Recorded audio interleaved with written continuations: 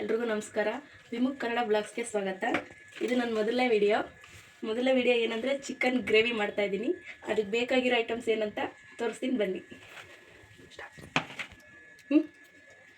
ಇದು ಬೇಕಿರೋದು ಚಿಕನ್ ಮಸಾಲ, ಕಸೂರಿ ಮೆಂತೆ, ಇದು ಸೋಂಪು ಕಾಳು, ಚಕ್ಕೆ, ಗೋಡಂಬಿ, ಗ್ರೇವಿ ಚೆನ್ನಾಗಿ ಬರಲಿ ಅಂತ, ಲವಂಗ, ಏಲಕ್ಕಿ, ಮೆಣಸು, ಅರಿಶಿನ, ಧನಿಯಾ ಪುಡಿ, ಖಾರ ಪುಡಿ, ಸ್ವಲ್ಪ ಲಾಸ್ಟಲ್ಲಿ ಹಾಕೋಕ್ಕೆ ಕೊತ್ತಂಬರಿ, ಪುದೀನ.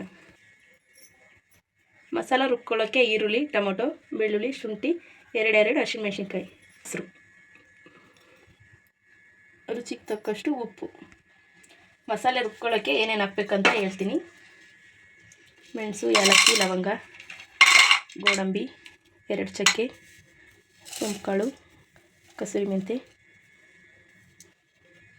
ಅಷ್ಟೇ, ಮತ್ತು 2 ಹಸಿಮೆಣಸಿನ್ಕಾಯಿ, 1 ಶುಂಠಿ, 1 ಗೆಡ್ಡೆ ಅಷ್ಟು ಬೆಳ್ಳುಳ್ಳಿ, 1 ಟೊಮೊಟೊ, 2 ಈರುಳ್ಳಿ, ಮತ್ತು ಮೊಸರು. ಇದನ್ನು ನುಣ್ಣಗೆ ಪೇಸ್ಟ್ ಮಾಡ್ಕೊಂಡು ಬರೋಣ. ಸ್ಟವ್ ಅಂಟಿಸ್ಕೊಂಡು ಅದಕ್ಕೆ ಸರಿಯಾಗಿರೋದು ಒಂದು ಬಾಣಲಿ ಇಟ್ಕೊಂಡು ಅದಕ್ಕೆ ಎಷ್ಟು ಬೇಕೋ ಅಷ್ಟು ಎಣ್ಣೆ ಹಾಕ್ಕೊಂಡು, ಅರ್ಧ kg ಚಿಕನ್ ತೊಗೊಂಡಿದ್ದೀನಿ. ಅರ್ಧ kg ಚಿಕನ್ಗೆ ಗ್ರೇವಿ ಯೂಸ್ ಮಾಡಲ್ಲ, ಅದರಿಂದ ಸ್ವಲ್ಪ ಎಣ್ಣೆ ಸ್ವಲ್ಪ ಜಾಸ್ತಿ ಎಳ್ಕೊತದೆ.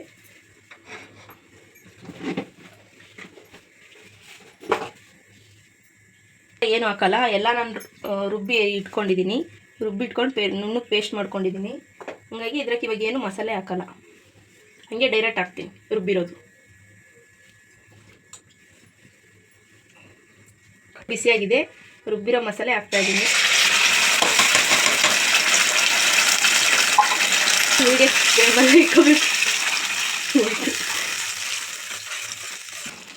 ಇದು ಈ ಥರ ಕುದಿ ಬರೋವರೆಗೂ ಕೈ ಆಡಿಸ್ಕೊಂಡು ಈ ಥರ ಕುದಿ ಬರೋವಾಗ ಲಿಡ್ ಕ್ಲೋಸ್ ಮಾಡಿ 2 ನಿಮಿಷ ಬಿಡಿ. 2 ನಿಮಿಷ ಆಗಿದೆ. ಈ ಥರ ಎಣ್ಣೆ ಬರ್ತಾ ಇರ್ಬೇಕು ಮೇಲೆ. ಈ ಥರ ಎಣ್ಣೆ ತೇಲಿದ ಮೇಲೆ ಸ್ವಲ್ಪ ಆಡಿಸ್ಕೊಂಡು ಇದಕ್ಕೆ ಆಗಲೇ ತೋರಿಸಿರೋ ಮಸಾಲೆ, ಅರಿಶಿನ, ಖಾರದ ಪುಡಿ, ಧನಿಯಾ ಪುಡಿ, ಚಿಕನ್ ಮಸಾಲ ಇವಿಷ್ಟು ಹಾಕೋಬೇಕು. ಇದು ಅರ್ಧ ಸ್ಪೂನ್ ತೊಗೊಂಡಿದ್ದೀನಿ, 1 ಕಾಲು ಸ್ಪೂನ್ ಇದು ಚಿಕನ್ ಮಸಾಲ. ಪೇಜು 1 ಪ್ಯಾಕೆಟಲ್ಲಿ ಅರ್ಧ ಇದಕ್ಕೆ ತೊಗೊಂಡಿದ್ದೀನಿ.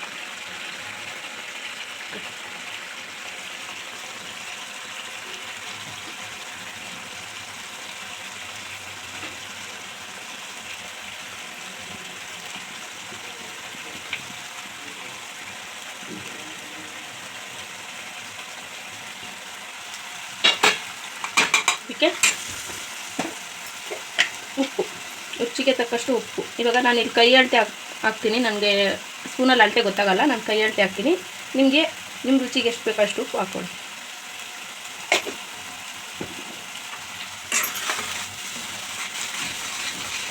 ಹಾಕ್ಬಿಟ್ಟು ಮಿಕ್ಸ್ ಮಾಡಿ ಚೆನ್ನಾಗಿ.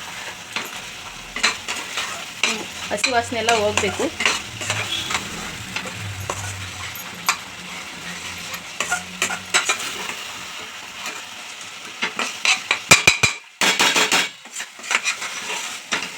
ಮಾಡಿ 1 ನಿಮಿಷ ಬಿಡಿ ಸಾಕು.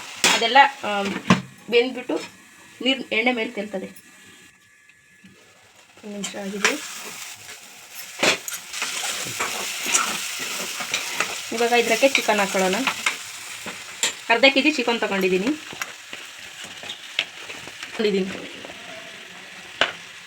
ಬಿಟ್ಕೊಳ್ಳುತ್ತಲ್ಲ ಅವಾಗ ಅದು ಸರಿ ಹೋಗುತ್ತೆ.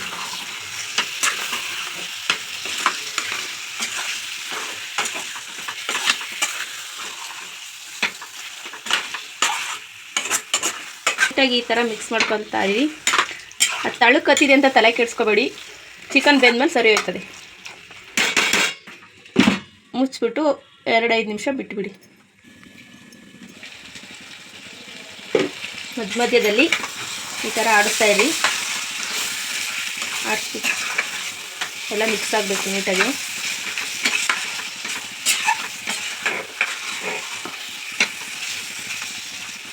ಇವಾಗ ಇದಕ್ಕೆ ಸ್ವಲ್ಪ ನೀರು ಹಾಕೋಣ. ಅಂದರೆ ಮಸಾಲೆ ರುಬ್ಬಿರ್ತೀವಲ್ಲ ಅದನ್ನು ತೊಳೆದು ಹಾಕೋತಾರೆ ಅಷ್ಟೇ, ಜಾಸ್ತಿ ಬೇಡ.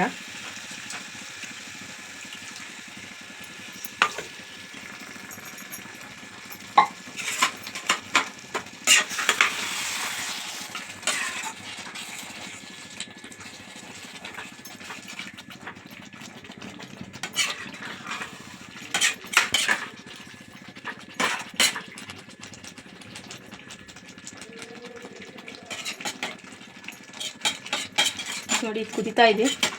ಇವಾಗ 10 ನಿಮಿಷ ಮೀಡಿಯಮ್ ಫ್ಲೇಮಲ್ಲಿ ಬಿಟ್ಬಿಡಿ. 10 ನಿಮಿಷ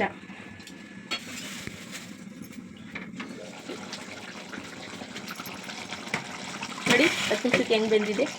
ಈ ಥರ ಎಣ್ಣೆ ಬಿಟ್ಕೊಂಡ್ರೆ ಚೆನ್ನಾಗೇ ಬೆಂದಿದೆ, ಗ್ರೇವಿ ರೆಡಿಯಾಗಿದೆ ಅಂತ.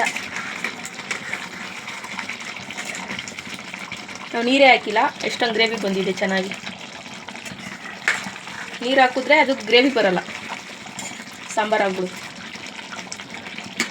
ಇವಾಗ ಇದಕ್ಕೆ ಫೈನಲಾಗಿ ಕೊತ್ತಂಬರಿ ಪುದೀನ ಹಚ್ಕೊಂಡಿರೋದು ಹಾಕೋಣ.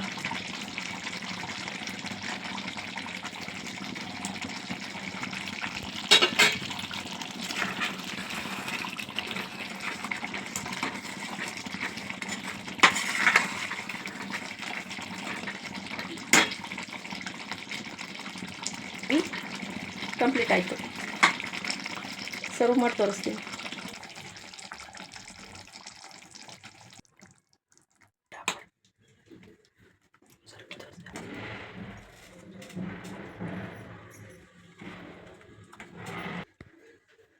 ಚಿಕನ್ ರೆಡಿಯಾಗಿದೆ ನೋಡಿ, ಎಷ್ಟು ಕಲರ್ಫುಲ್ಲಾಗಿ ಬಂದಿದೆ ಅಂತ. ಇದನ್ನು ಮುದ್ದೆ ಜೊತೆ, ಚಪಾತಿ, ಅಕ್ಕಿ ರೊಟ್ಟಿ, ಪರೋಟ ಎಲ್ಲ ಜೊತೆನೂ ತಿನ್ಬೋದು. ತುಂಬ ಚೆನ್ನಾಗಿರುತ್ತೆ.